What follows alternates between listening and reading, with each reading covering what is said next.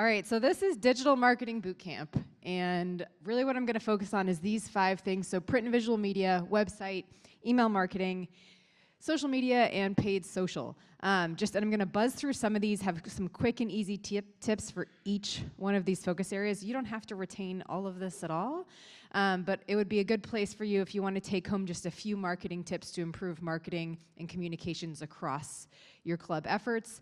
Hopefully you can take away maybe 5 or 6 of these today, and these can all be volunteer things or things a volunteer can do. So if you have someone who's handling communications, or someone who handles things on your website, or if you have someone who's really into social media, these are tips that should be able to just help across the board. So I am going to dive right in. Uh-oh. Oh no, the same thing happened as... Oh wait, there we go. Okay, I didn't make a mistake. All right, actually I'm gonna stand down here because I feel like I can speak to things a little better, so I'm changing my thing. And I added in some GIFs, because I think they're funny, and so you'll see them sprinkled throughout today. So graphic design, I think, is something that can feel really intimidating, really scary if you're not a graphic designer. I am not a graphic designer. But all of these here are things that have been created on Canva, that I just whipped together on Canva. So I oversee marketing communications at USA Cycling. Both of my people that are good with graphic design and my graphic designer were out at an event, and Wells Fargo came to us wanting some sort of concept that they could potentially leverage for sponsorship. And we had to put together a Wells Fargo pitch in 24 hours. So I created that thing on the left, and I'm not a graphic designer. And I threw that thing together with a template in Canva. Canva does have a cost attached to it, but if you are a nonprofit organization or a charity organization, you can get a very, very steep discount with it. And it's not even that expensive to begin with. There are free templates, but then there's some other ones you can pay for, but it's not too expensive, and it's super easy to use. Drag and drop, upload your photos. They have templates for everything, from PowerPoints to videos to brochures to posters. But Canva is a really, really great resource, and they have some stock images in there that you can use if you need images of hockey or you need images of families having fun. So there's a lot of stock images you can use in Canva. So Canva is super simple to use. Here is just an example of a printed brochure, a PowerPoint presentation, and then just a silly, like, what you could create as an ad type thing on Canva. Here's some just best practices for print media. If you're gonna do anything that's printed or visual media, make sure visuals are the star of the show. You don't wanna have too much text everywhere because that will just distract from the message you're giving. You wanna make sure you include the day, the date, time, location. A lot of times people leave this stuff off of posters. The other day I saw a poster for a concert series in Colorado Springs, and they didn't mention what days the concert was. So it's like every week, and it listed, like, you know, July 7th and 14th and 21st, but I didn't know if that was Wednesdays or Thursdays, and so many times you wanna know what day of the week things are happening. So make sure you list the day of the week. Don't over-explain. Sometimes it's really easy to just list tons of stuff on your posters or your brochures, but you can always point people to your website, and you should point people to your website. So don't put too much there. Try to funnel people to your website, and then you can also track those people if they're coming to your website. Use a QR code to track if people are engaging with your content. There are certain tools out there. One is called QR Code Generator. They will generate QR codes for you. You can put your logo in it so you don't have that little dinosaur in the middle sometimes. And then it will also track how many times someone scans that QR code so you can see if it's getting used. You can also reattach that QR code to a different link. So you can continue to use, if you have like a banner in your rink and you have a QR code on it, but you update the information that's at the end of that QR code once you scan it, you can change it if you're using a tool like QR Code Generator. And then the last thing is make sure you have rights to photos. I'll have a funny story about this later, but if you are going to do anything where you're selling something, or if you're gonna have something on your website, make sure that you have rights to photos or permission to use photos, or they're stock images, or they're photos that came with your software. I grabbed some photos from the web here, so hopefully no one shares them with someone who's gonna come after me because I use them, but just pay attention to photo rights if you are gonna put something for sale, or if you're gonna put it out there in a very meaningful way. This is an example of how AI can be great for designing. I also cannot stand this graphic. One of the people on my team made it and I stopped it immediately, but you have to be very careful with AI. AI can be great for graphic design, but I wanna see if anyone can figure out what's wrong here. So the USA Cycling logo, our real logo, is there on the left, and then the Union Cyclist International logo which is the International Federation for Cycling, is there below it. And then here is an image generated for AI for an event happening in Australia that someone on my team created. Can you tell me what's wrong with this? Too many stars, correct. In the USA Cycling logo on there that a person on my team created, AI recreated the USA Cycling logo, and it has 4 stars instead of 3, and my person missed this and printed this on a bunch of things. I saw it and said, first of all, what is this scary kangaroo with boxing gloves for a cycling thing? And second, why is our logo wrong? So be careful with AI. AI will not grab your real logo. It will recreate your logo for you, and it will mess up. So check anything that's created with AI very carefully when you use it. And I suggest not using kangaroos and boxing gloves. And this is total logo. This is what I call logo soup. When there's more than 2 logos in one design, I call it logo soup. So not a fan of this. It's kind of cheeky, but I don't love it. All right, now we're going to move on to websites. So we talked a lot about website yesterday, but I'm going to share some website best practices from a marketing perspective and navigation perspective. First of all, and then another thing that's really important, how many of you use Google Analytics? Okay, good. Some of you do. Google Analytics can seem super intimidating and scary, but if you just go onto YouTube and you know your website platform, so let's say you have Squarespace and you put into YouTube, add Google Analytics to Squarespace, you can find a tutorial for how to connect the dots. Usually you just have to grab a little piece of code from the back end of something from Google Analytics and you put it in a back end spot on your website. Like there'll be a box that says, enter your Google Analytics code here, and you copy and paste it there. It sounds scary, but it's actually pretty simple. And once it's there, you can track all sorts of really cool things. So here's an example of some traffic from the USA Cycling website. So this is, I think it's just 1 week of time. And so what I looked at was the different pages people were visiting in that time, and I can get real-time data on what's happening. So right now, if I just look at like the top viewed pages during this time period that I grabbed, you can see that cycling news and clubs, bike races, USA Cycling, that's our homepage at the top. And national championships, everyone visits. But if I look down this pretty carefully, I can see that number 7 down there, it says policy 8, rider category upgrades. That is actually the level system in cycling. So as you move up your different levels, you achieve what's called a category upgrade. The fact that that was our 7th most visited page in that time frame, and people spent an average of 1 minute and 2 seconds on that page, tells me that people are leveraging that page a lot to find out key information, and that is a page people go to a lot to find out that key information. So that tells me that people might need more information, or a lot of people are looking for that. So that's a place on my website where I can really build out content, expand it, maybe drive some marketing resources towards it, have buttons on the homepage that point to it, if that's a thing people care about. Also, clearly people care about national championships, and people care about logging into the member portal. People care about how to watch major events like Pro Road. So this just tells me what people care about and what people don't care about. So it's a good way to understand if you're leveraging your website correctly. Here's some other screenshots. This just shows me the different traffic types and the spikes we're seeing throughout the year. So clearly something happened on January 10th where everyone was going to our website. And then as you can see at the end of June here is when we had our Pro Road National Championships. We got a lot of traffic to the site, a lot of organic and direct traffic was happening there. I can also see the breakdown of direct and organic traffic. So that little bar chart on the left shows me that first-time users to my site are often getting there through direct links, meaning they were sent something, they clicked on it, and it opened up the website. But on the right, it says organic search is my #1 source of traffic. So that means someone was typing in something like, I don't know, bike racing levels or bike racing United States, and somehow got to Google and got to our website. So it just shows me how people came to my website. It also shows me active users by age, so I can see the top user groups by age on my website and understand who is visiting the site. I can also look at gender. So when we were talking about the fact that moms make a lot of the decisions yesterday, what's interesting is that even though moms also make a lot of the decisions with youth cycling, but my fans are generally men. So I can see that most of my fan base or people engaging with USA Cycling content are men, but women still with us are generally the decision makers with a lot of youth programming. Another thing to think about with your website is everyone's on their mobile site, and we said your mobile website's the most important marketing asset.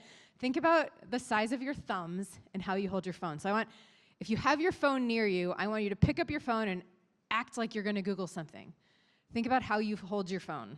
Do you hold it with one hand? Do you hold it with two hands? Like, how do you think about how you hold your phone? And then think about how you would click things while holding your phone. This shows where buttons should be placed and where not to put buttons. It's not great to put a button in the upper left-hand corner where that red zone is, the hard-to-reach zone. Where do you think most of our menus are on a mobile device? Upper left-hand corner. So if I'm on a phone, and let's say I'm holding a microphone in one hand, let's say I'm holding my microphone in my left hand, and I'm needing to look up something in my phone in my right hand, and I pull it out of my pocket, and I'm just holding my right hand, and I can't find it, and I open the website, and I need to get to that mobile menu. I have small hands. I'm like moving my hand like this. So think about menus sometimes aren't the best place to put your most important information because it's hard to get there with your thumbs if you have something else in your hand. How many times do you have a coffee in one hand, your phone in the other, you're trying to do something? That menu placement isn't great. So think about your thumbs and how they function. And then hamburgers aren't always yummy. So I have a real problem with hamburger menus on websites. So that little menu that appears in the top, it's the 3 lines. That's why it's called a hamburger menu. It really hurts content discoverability. This chart might look kind of weird and wacky, but basically what it shows you is how long they gave people a task. And they said, I want you to do this task on your device. Go at it. And they had people look for the exact same thing, and it was hidden in different menu items. So on a desktop, if something was in a hidden menu, which is a hamburger menu, it took them 75 seconds. If it was in a combo, so if it was like in the hamburger and then also on a different type of menu, or it was in the content of the homepage, it only took 54 seconds. And if it was visible on the homepage, 50 seconds. If you look at a mobile device, same thing happens. If it is hidden in a hamburger menu, it took 70 seconds. If it was a combination of visible or somewhere else, it took less time. So if there's something that matters to you and your audience, do not shove it in the hamburger menu.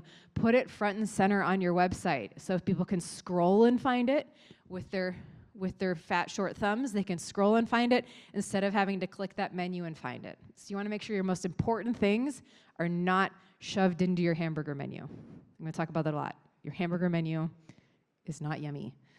Just here's some website best practices that I think are really good to keep in mind when you're doing anything with your website. Keep in mind most people are on mobile. Google Analytics. Use Google Analytics to understand patterns in traffic behavior. It's really great for just understanding what people care about and what they don't. So lean into Google Analytics. Make your top 3 to 5 things people care about. So you could use Google Analytics to figure this out, or just use your own best judgment. Take those out of your hamburger menu and put them on your website. So if your things are learn to play, your schedules for upcoming events, and maybe registration, put those on the homepage in a scrollable format versus putting them in the menu, because people will not find it if it's in the menu. Don't forget your footer. Your footer of your website's a great place to anchor things that are important but not super duper important. So careers, volunteer positions with your organization, contact us, about us. Actually, about us, sometimes you want to stick at the top, but governance, rules, stuff like that you sometimes want to put in your footer so people can always find it, but maybe it's not super sexy and you don't need it there at the top. Make sure you have rights to your photos. I'll give you that story. And then your button placement matters because we talked about where your thumbs are. Think about button placement also on your website. I wouldn't worry if you're designing a mobile site about like, oh, is my button in the right place? Don't worry about that. The biggest thing to worry about here is really where your what's in your menu and what's not. Don't be too concerned with buttons. All right, story time. So USA Cycling, we sent athletes to Road Worlds in Rwanda last year. And we always, every time we have a world championship, we host an event for our donors so they can come along and watch the events, but then also go on some fancy rides. They stay in fancy hotels. They drink a lot of wine, and we kind of take them along with us. And so we curated a safari near there in Rwanda, and then we grabbed some photos off of the safari company's website and put them on our website. And now we are getting sued for $5,000 because we used photos from the company whose safari we were promoting on our website without asking permission. And we've been fighting and fighting, and it went down from $10,000 to $5,000, and we're trying to negotiate more, but we're gonna have to pay for photos we didn't have the rights to use, even though we drove them probably about $100,000 in revenue. So if you're selling something, be very careful with the photos you use in a place where you are selling something. And that's it for website. We talked a lot about website yesterday. I didn't want to focus too much on that. Biggest thing I'm going to drive home is be careful what you stick in your hamburger menu. And be careful with photos. Okay, email marketing. How many of you guys use an email marketing platform? All right, email marketing can seem intimidating, but I promise it's not that scary. You can use something like Google Groups to easily send emails about a bunch of people, but email marketing platforms like Klaviyo, HubSpot, Spotler, which is based here in the UK, are pretty simple. And once you get them set up, it's super. You have a template, which has your logo, and you have a button that you can program to go to any sort of links and you just plop in the text. It's like using Microsoft Word. It is so easy. And you can have people automatically funnel into your email lists based on when they joined or based on what age group they're in. So you could easily just have like an 11-12 like email list for anyone who's a parent of an 11-12 athlete. Put your email together, say I want to send to that list, and boom, it sends it out. So really easy to send communications. It takes a little bit of time to set up, but then it's super easy once it's live. And then other people can have keys to that kingdom. So then if someone's out of town, you can send emails. You can have a communications lead send emails. You can have a parent volunteer to send emails. But it's pretty easy to use. You can track who's opening it too. So if someone's like, I'm not getting your communication, you can be like, actually, you clicked on this 3 times last week, so you did get our communication.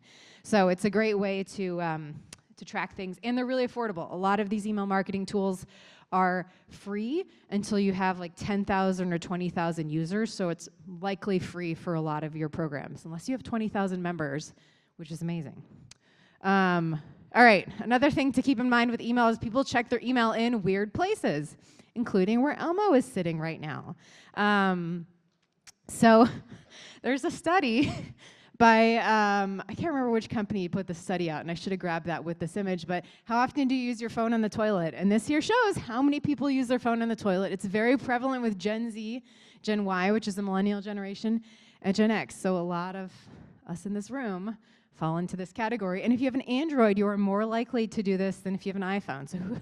So look around and see what people next to you have in the room. Do they have Androids or iPhones? But people are very likely to do that. And then here's what people are looking at while they're on the toilet. And even it says emails are only 19 to 12%. I think it's probably higher. I've seen studies that say it's about 55%. So if you send an email and someone clicks on it while they are actively doing that, do you want to send a 7-paragraph email and with a bunch of links that you want them to click? No, you want to send a 3-sentence email so they know, okay, I have to do this thing, and they do it right there, instead of being like, oh, I'll come back to it, and then they forget. So if this is a moment of time where people maybe have 2 minutes, think about what can someone accomplish in 2 minutes, what can they read? They're not going to read a 7-paragraph email when they're on the toilet. So just remember that. Another thing to think about is the first thing that people do every single morning. A lot of people wake up in the morning, their alarm goes off, and they go, ugh, and they grab their phone, and they do something the minute they wake up on their phone. And this shows you what people do. And the first thing a lot of people do is check their email. After that, they probably search for something, go to social media. Not many people check news, and I don't know why I would log on to my company's intranet at early in the morning. But a lot of people are checking their email first thing. So that's another reason why brevity is important. You don't want someone to open up a 7-paragraph email from you early in the morning. Here's some email best practices. I talked about those platforms. Here's some of my favorites: MailChimp, HubSpot, Klaviyo. I spelled Klaviyo wrong, I think. Spotler. Those are just to name a few. You want to automate your list. You can have things where you have a Google form, and that form automatically pipes into your email list that then your email platform can send out. So you don't have to download, upload these things. They will automatically connect. That's what the automation is there. 1 call to action per email. Again, I said you don't want someone reading a 7-paragraph email and having to do all these things. Ask people to do 1 thing. The only time you can have more is if you're sending a newsletter. That makes sense. But if you're going to do a newsletter, you have to be consistent. No one wants a newsletter that sporadically shows up. You want to make sure that you have consistent timing. So if you're going to do a newsletter, make sure you have the consistency to do it. And I suggest having content themes that you rinse and repeat all the time. So you might have like a coaching tip of the month and a parent update and meet this skater profile type thing. So you want to make sure you have consistent content if you do a newsletter and that you can stick to it, because there's nothing worse than having a newsletter that you don't do. Keep it simple and stupid. Logo at the top, body copy, and a button or something at the bottom. Keep it very, very easy. Buttons over links. Our thumbs are short and fat, so you don't want a teeny tiny link someone has to click. Always just stick a button or a big link somewhere so it's very easy to click on. And remember that people check their email in those weird places. So I want you to think about that every time you're emailing your parents and asking them to do something for their child, where they might be when they are checking that email, and try to be efficient and expedite that communication. All right, now we're going to talk about social media. And then post and pray. So I try to include as many GIFs as possible. Do you guys say GIF or GIF? Okay, I don't actually know how you say it, but I thought this was funny too. But posting and praying is not a social media strategy. So how many times do you say, oh, we need people to attend this workshop, I'm going to post it to social media. Or, oh, I need people to attend this class, I'm going to post it to social media. And you're just like hoping that everyone engages with it. You're hoping that everyone decides to come to whatever event you're talking about. Or let's say you have some workshop coming and registration's slow. Every single thing you do on social media for that month is driving traffic to that workshop, and people just aren't signing up, and you don't know why. Well, this is why. You need a content strategy, a posting strategy, and a content schedule. And the reason why you need to do this is because, have you noticed that when you scroll through social media, the things that you care about are the things that show up in your feed? So if you really like gardening and you love carrots, you're going to have a lot of carrot content in your feed. Or if you really like Care Bears and collect Care Bears, you're going to have Care Bear content in your feed. I like cats. I have a... Did this go? Oh, it didn't cut out. I have a lot of cat content in my feed. I follow a lot of cats. I don't know why there's cats, but Maple Cat is my favorite if you follow cats. I have a lot of cat content in my feed, but the algorithm recognizes what you care about is what they show you. So people are more apt to care about things that are driven strictly for engagement and not asking for actions or money.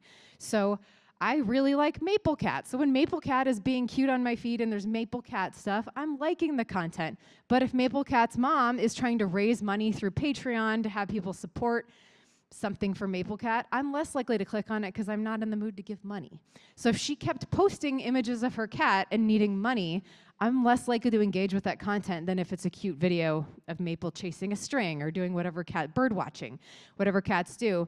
Same thing goes for you. People love videos of kids skating and kids learning tricks or people scoring goals, and they love victory videos and victory moments. But if every single picture you post is asking someone to donate to the club, sign up to join the club, do this thing, do that thing, people are going to engage with it less, and that content's going to show up less in the feed. So I recommend splitting your content into two categories: engagement content and business driving content. Your engagement content should be 60% of your content.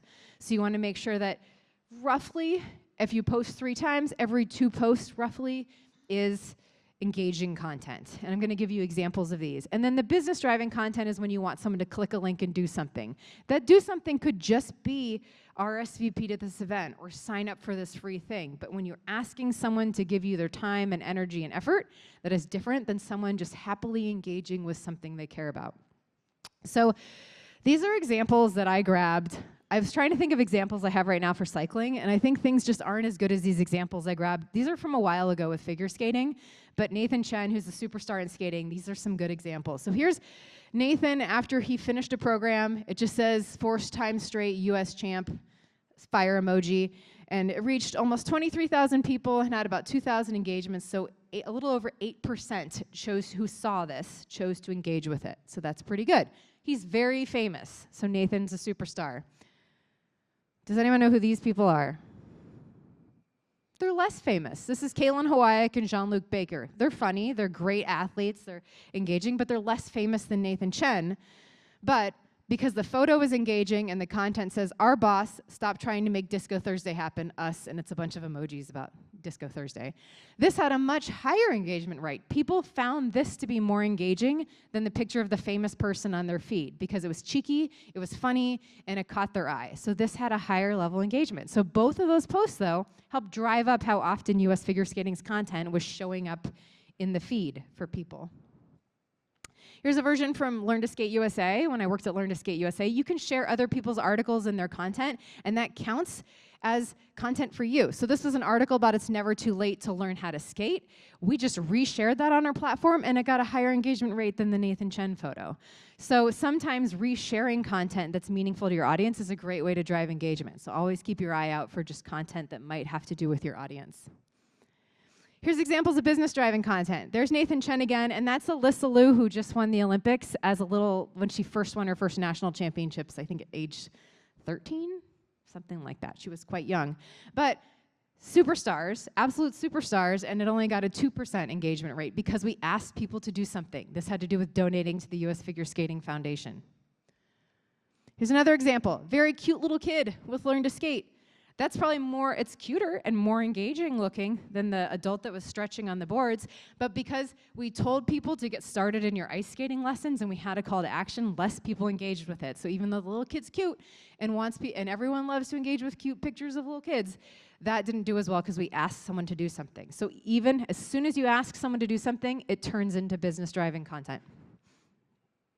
So just keep that in mind as you're going through your content. Am I asking someone for something? Yes, then that's business driving. If I'm just posting for pure engagement, it is engagement. And try to make sure you have a good mix of engaging content. That's what people forget about all the time. Here's some examples from USA Cycling, just to show you what we did recently. So these were all taken within the last week at our Pro Road Championships. The picture on the left had almost 16,000 likes on Instagram, and it was taken with an iPhone, and it was someone crossing the finish line. The one in the middle is the post-race interview with our national champion. She's the gal on the left who crossed the finish line. That was shot with an iPhone, but then we had to layer in the logos and show who was our sponsor and everything with that. That took some editing. 6,000 likes. And then on the right is a video or a photo that has a ton of editing, has things layered over it, has filters, took the most time to create, and that only had 41 likes. So the one with the most likes was the thing shot on an iPhone and just posted easily. The thing with the least amount took the most amount of work. So you just want to think about, it's not always about how fancy something is, it's how engaging it is, and is it the content people care about. And you can learn a lot about what people care about based on how they engage with your content. Kate Courtney, this is also exciting, is a mountain biker, and she decided to enter our Pro Road Nationals, and she won the whole thing, which is pretty cool. As a mountain bike world champion, she decided to become a roadie, and she won, which is great. Posting strategies, a few quick tips, is you never want to post text by itself, always use an image. Social media is a visual platform. You always want images. Okay, this is important, and this was on your notes page if you were asked to take notes about things earlier, but you never want to use phrases like tomorrow, next week, this weekend, next Thursday. You never want to use phrases that have a loose reference to time, because have you seen these reposting features on Instagram, and it's also on Facebook? People could repost and reshare something 2 weeks later, and if you say, join us on Saturday, or join us tomorrow, someone's gonna see that and think this event's tomorrow when it might have actually been 3 weeks ago. So you always want to use real dates, real times. Don't use the phrase tomorrow or this weekend in your posts. And then beware of automatic syncing. If you Sorry, okay, I think that's a little better. Beware of automatic syncing, because if you post something on Instagram and say link in bio, but it's on Facebook, that doesn't make sense because there is no bio. So it's great to do that automatic posting. Just make sure that your copy doesn't reference just one platform or the other. Always point people to your website for more information. And then there's native tools within, you don't have to use some fancy video editing software. Just take the video on your phone, put it into your Instagram story or an Instagram reel and post it. You don't have to overthink it. You don't need to use any fancy software. Just use the tools that are in the actual social media platform itself. And I'm sure you have someone in your organization who is good at social media, loves social media, and would be happy to kind of be your social media guru. People always ask, which platform should we use? This is a snapshot. This is United States, but showing what different age groups use which platform. So the more green dots are the older demographic, and then the dark blue dots are the younger demographic, and then these lines show how popular things are. Least popular is on the left, most popular is on the right. So if you want to look at where are the dots concentrated the most on the right-hand side are the platforms you want to use. So Facebook still has a lot of dots concentrated on the right-hand side. YouTube has a lot of dots concentrated on the right-hand side. Instagram is kind of spread out, but if you're trying to reach, I'd say those millennial and Gen X moms, and you're trying to reach that sort of younger generation, maybe the Gen Z, then that you want to look at Instagram, TikTok, Snapchat, Twitter, or X has kind of fallen from favor. A lot of men use Twitter more than women, so that's why there is still a big prevalence of Twitter, but it's not as popular. And then I would stay away from Blue Sky and Truth Social, to be honest. YouTube is great for video content, but it's hard to keep up with if you can't keep up with videos. So if you can't keep up with videos, do not do YouTube. I would suggest you focus on Instagram, Facebook are my top two that I would suggest there. Facebook's still king. Despite Facebook being older, it is one of the best platforms. Okay, last thing is a content schedule. You have your posts and you have your stories. You want to make sure that I'm doing a bad job of keeping up with this microphone. You post in your stories. You want to make sure that you just have a mix of both of those. I wouldn't focus too much on whether you're posting in the feed or posting on the stories, but there's some best practices there. Try to post at least a few times a week to the feed. Stories you can do as much or as little as you want, and then create an archive with some stories on Instagram so people can reference back to it. But the biggest thing with your content schedule is you want to plan it out. And so this is probably the easiest way to do it. If there's something really important you have going on, that's that little green skater right there. Let's say that's an open house for Learn to Play, and you're inviting people to come try hockey for free for a day. Put that on a schedule, and then mark 2 days where you have like major things happening. So maybe registration opens and a price increase happens or something. So you want to put those there. Then you want to fill in with the other promotion for this. So those are those little black icons there. And these are examples of business driving content. So if I'm going to have this much business driving content, if this is 40% of my content, the other 60% should be engaging content to make sure people see that. And so this is how I would probably fill that in.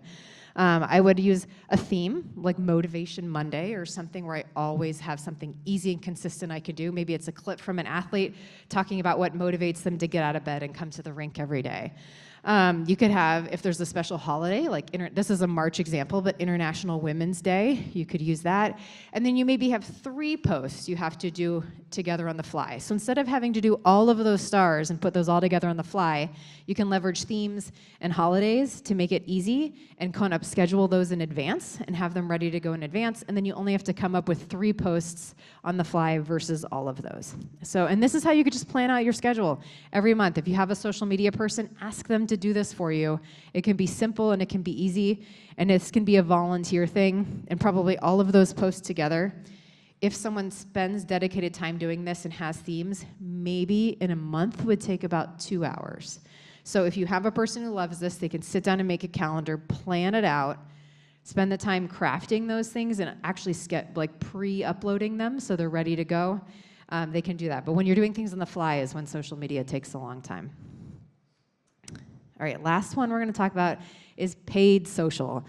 So yesterday I referenced when you as a millennial woman are running on the trail, that was in the wild. And when you were doom scrolling and you saw an article, that was third-party content.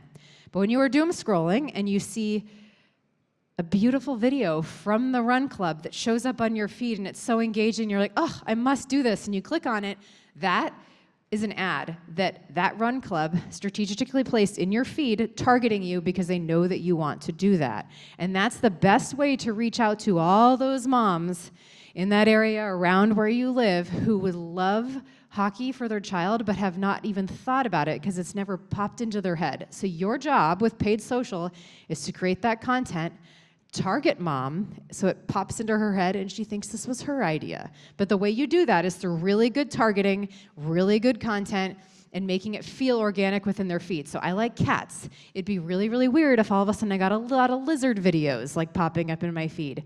So that's why Facebook and Instagram are really good about knowing, okay, this gal engages with cat content a lot. I'm gonna serve this cat ad to her.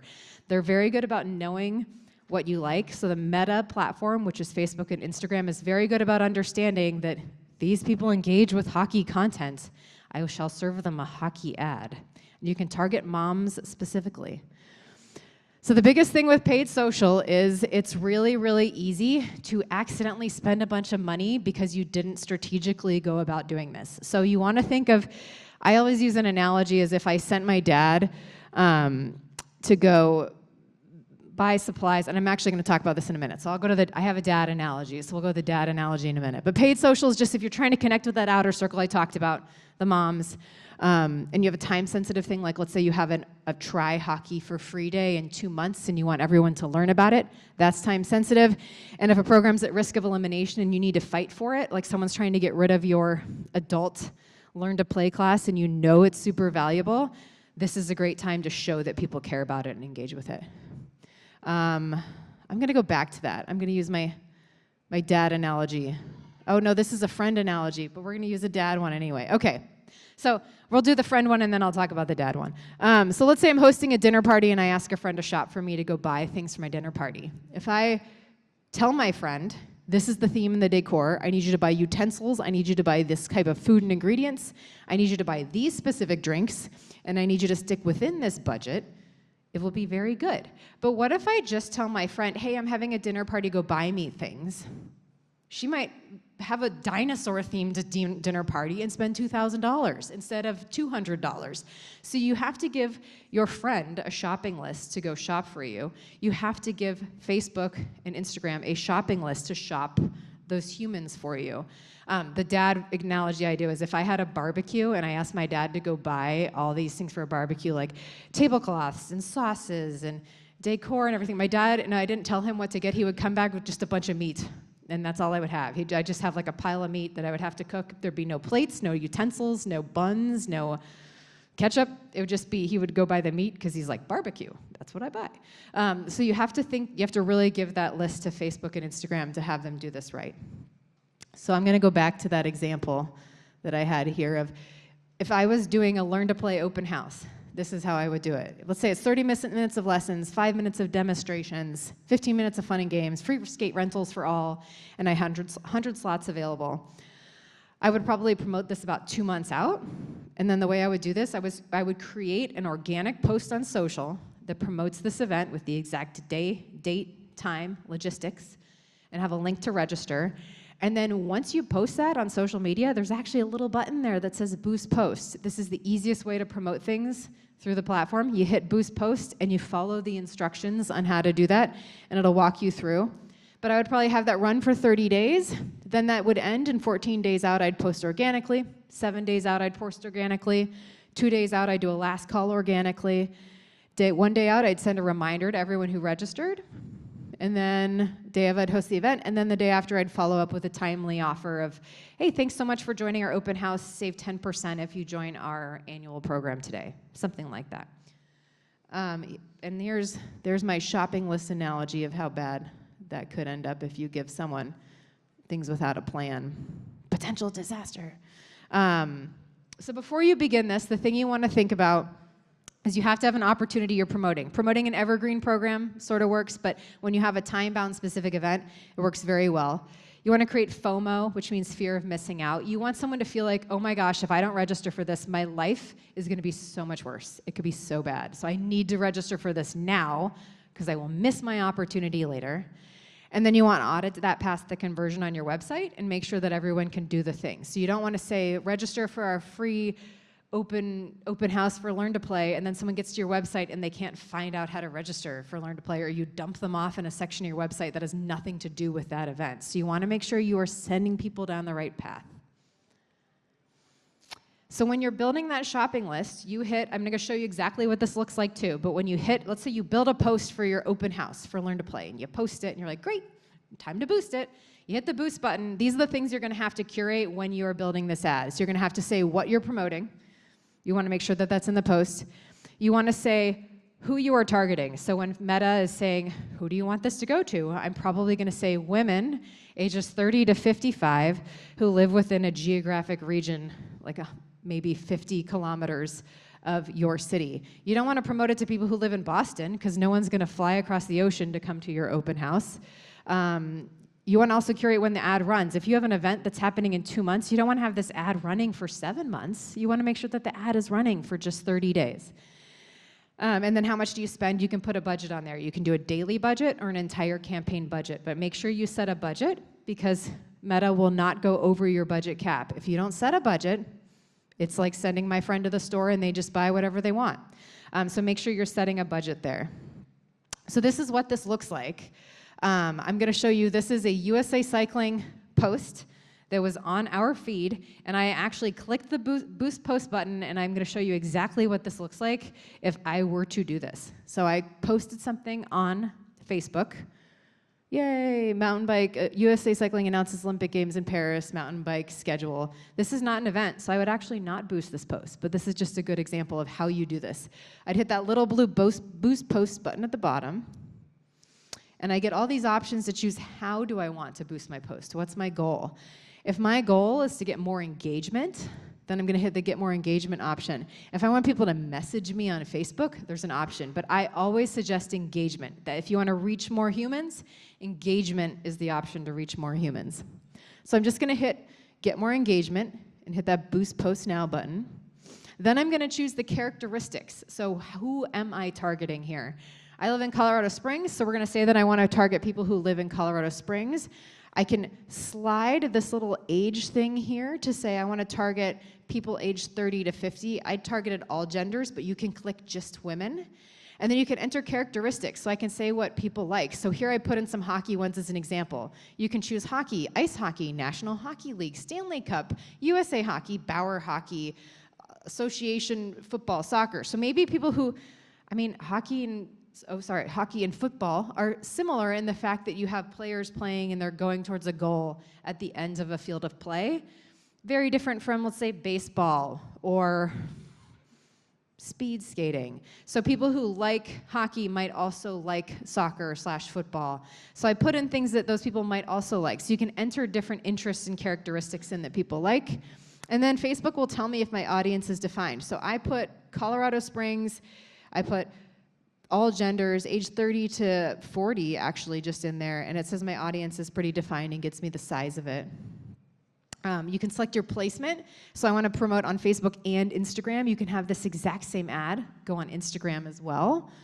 And it tells you your estimated daily results. So for $24 a day, I'm going to reach for 30 days, for $24 a day, I'm going to reach between for $24 a day for one day, I'm going to reach between 471 and 1.4 thousand people. So that's just for one day. You can also put an entire budget on your whole campaign, but that's for one day. Here I put a $100 budget for the entire duration of the campaign. So I'm saying I'm going to do a 14-day campaign. I'm going to spend $100, and it's saying I'm going to reach between 700 and 2,000 people. If you're trying to reach between 700 and 2,000 moms who like hockey and have kids that are enrolled in elementary or middle school, and you can target that information, $100 might be a good way to reach 2,000 people that fall exactly into that target audience. So it's a great way to reach new people. And then you have to add a payment method in. So you're going to have to add a credit card in, and that's why it's so important to have your budget, because you don't want your budget blown and all these charges on your credit card. And then you can set your time frame, which you'll see down there. I have this ad. I had it run until a certain date. You can say run for 14 days, or you can set an end date for the campaign to make sure it doesn't overspend. Hit Boost Post Now, and that ad will just start running. But remember, there are a few things that could sabotage your efforts. So I'm going to show you what these things that could sabotage your efforts are. If you don't define your targeting, so if you don't say, I want to reach women aged 30 to 55, you're going to target everybody. If you don't have a geographic radius, if you don't say I want people within 50 kilometers or 100 kilometers of my hometown, you're going to target people who live in Shanghai, China.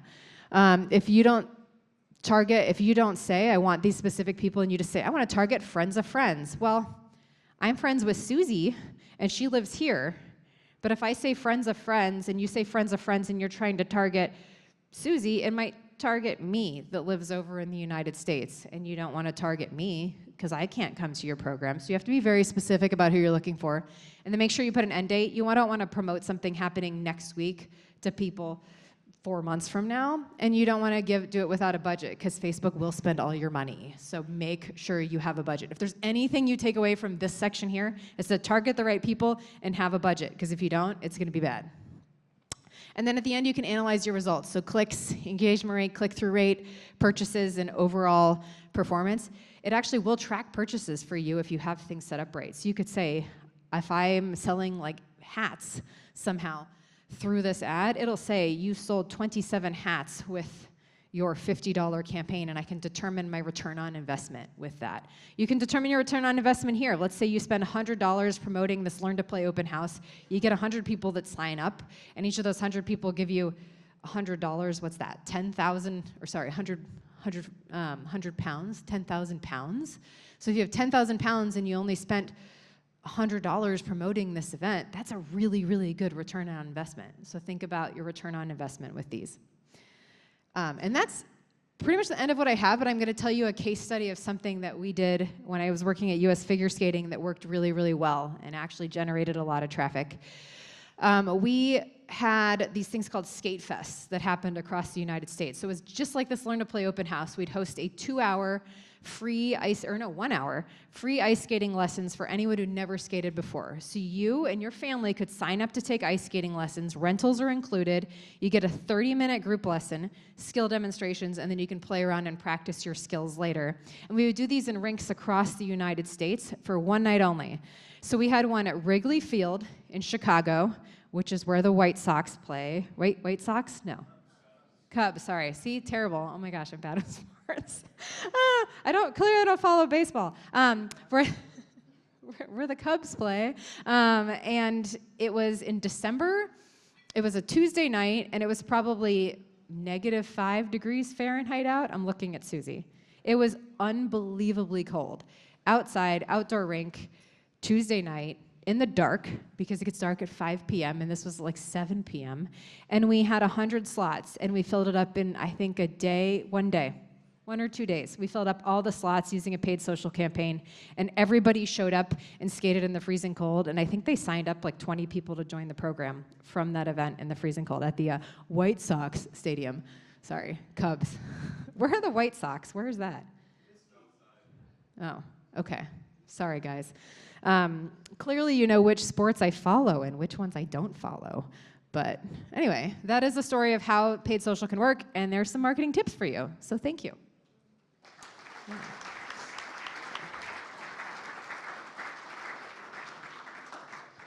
Do you have any questions from anyone? Yeah. You talk about usage rights for images. Mm-hmm.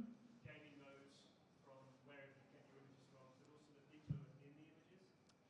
So what I suggest, that's a really good question. He asked about people if you're using images, you should probably gain rights to the image, but what about the people in the images? What I would do is for anybody who visits your facility or is a member of your program or something, have a sign in your lobby or a sign at your events to say, by participating in this event, you agree to have your photo taken and shared on social media and across all properties. If you don't consent to this, email this person or call this person and make someone have to take action to opt out. Otherwise, you're blanket opted in. And then same thing, if people register for your programs online, just have them fill out a photo and likeness waiver. Just a very simple thing that says, yes, you can use my photo in your promotional materials. Make it difficult for them to say they don't want it. So then you're like, oh man, little Timmy's the only one whose face I can't use in this.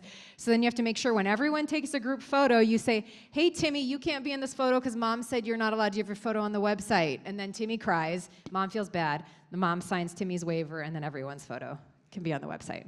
That's generally what happens. But make it so people have to opt out versus opt in. And then for photo rights, I would try to use just photos. You can get stock photos. Facebook, Canva, a lot of those platforms have stock photos you can use. And a lot of website platforms will have stock photos you can use. But if you're going to sell something, that's when you want to be kind of careful. And a lot of times parents will take photos, or you have your own photos from an event, you hired a photographer. Just make sure they give you the rights to use the photos on the website.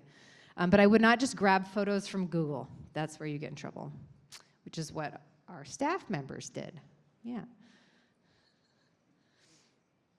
Any other questions? Cool. All right. Thank you.